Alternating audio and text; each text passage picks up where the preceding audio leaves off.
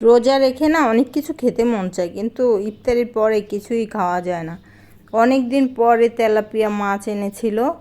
তো তেলাপিয়া মাছ, যে কোনো রুই মাছ, তারপরে মানুষ অনেকেই আছে মাছটা ধুতে জানে না খুব ভালোভাবে। এই যে দেখতে পাচ্ছেন পেটের ভিতরে কিভাবে কালির মতো, এগুলাকে ঘষে ঘষে এই যে হাত দিয়ে তুলে নিচ্ছি। একটু ভালোভাবে ঘষলেই কিন্তু পরিষ্কার হয়ে যায়। তো বাকি মাছগুলো আমি ধুয়ে প্যাকেট করে রেখে দিয়েছি, আর এই মাছটা ছেলের আবদারে ভাজবো, তাই পানিতে ভিনেগার আর লবণ দিয়ে আধা ঘন্টা ভিজিয়ে রেখেছি। তারপরে আমি মাছটাকে আবার লেবু আর গরম পানি দিয়ে একটু ভালোভাবে খেয়েছে ধুয়ে নিয়েছি, কারণ আমি মাছ অনেক বেশি ধুই। মাছ ধুইলে আমার কাছে ভালো লাগে, কম ধুলে আমি খেতে পারি না। তারপরে হলুদের গুঁড়া, মরিচের গুঁড়া, একটু সয়া সস, লেবুর রস দিয়ে মাছটাকে খুব সুন্দর করে ভেজে নিয়েছি। খেতে খুবই মজার ছিল। সবাই ভালো থাকবেন। আল্লাহ হাফেজ।